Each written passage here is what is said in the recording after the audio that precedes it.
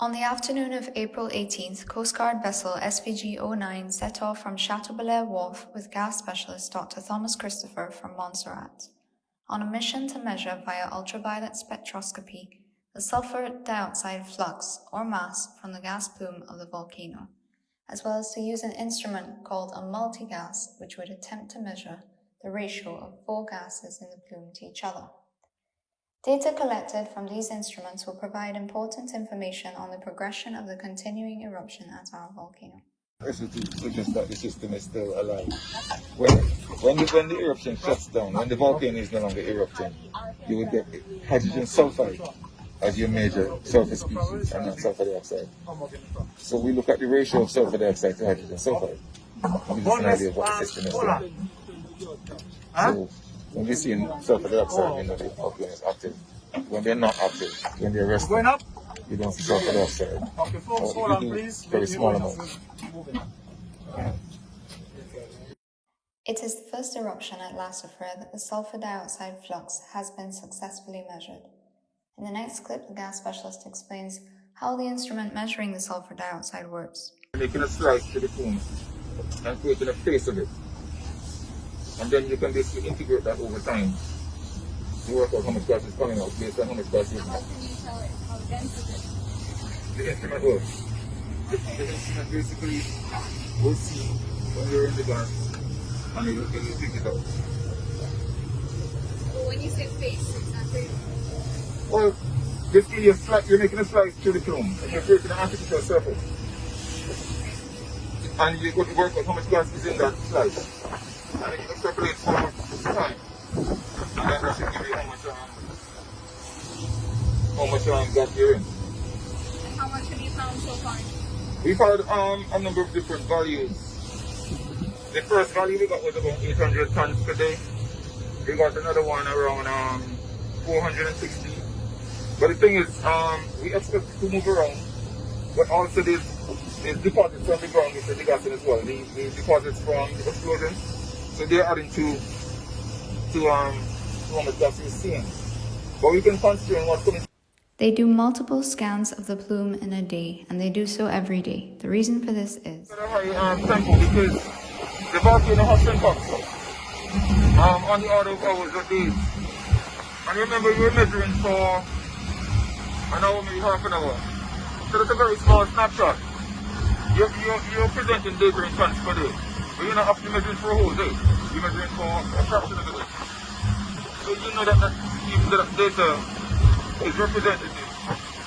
There's a lot you're missing. You're missing the variation within any given day.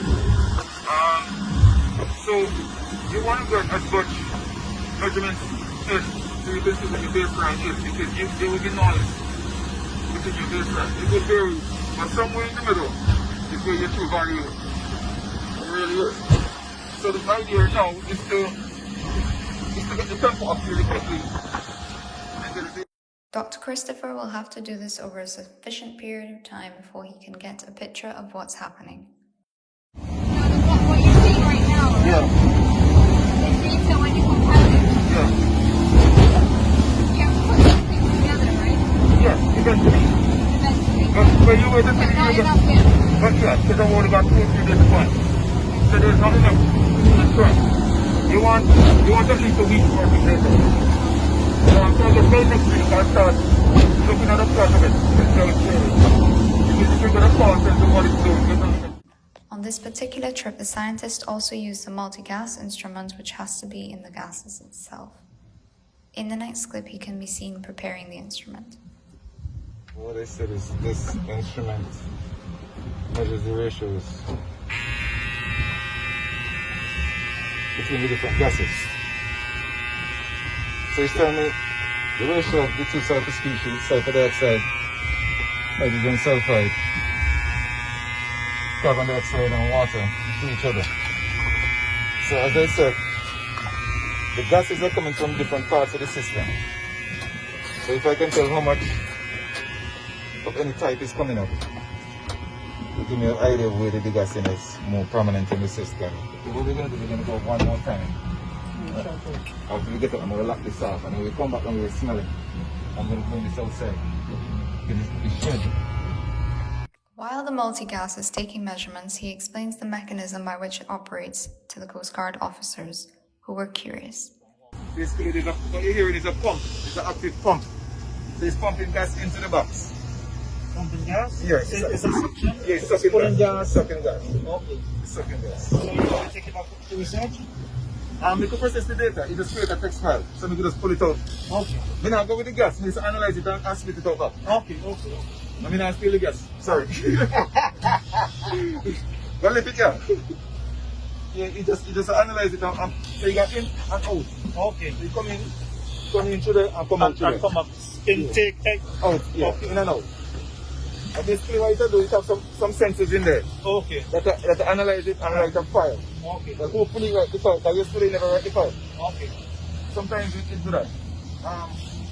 But because of the nature of the instrument, we wanted to clean the gas. Okay. So that's why I was asking him to go with that and smell it.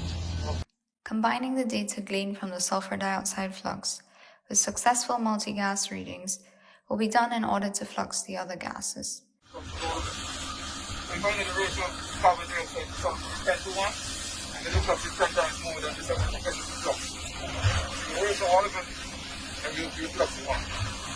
This is the easiest one to flux based on technology. So you get a flux of this one, and then you get ratios of the other three coupled into this one. And you should generate a flux for all. You only have to use the multi-gas. Yes, multi-gas is the only way to get. This only looks for sulfur. So when I was using this in January, it was zero. These measurements were conducted in the sea around the flanks of the volcano, and the damage caused by ash and the paths where pyroclastic density currents travel down could be clearly seen. In a clear moment when the crater is visible, Dr. Christopher explained why Fancy is being partly sheltered. And that is what's protecting. Those are the center. That is what's protecting Fancy. And Those are the center. Okay. because it have to put material over the other side are so it to flow down into Fancy. Okay. Sorry? It's old. The current volcano formed inside of an older one, which has collapsed partially.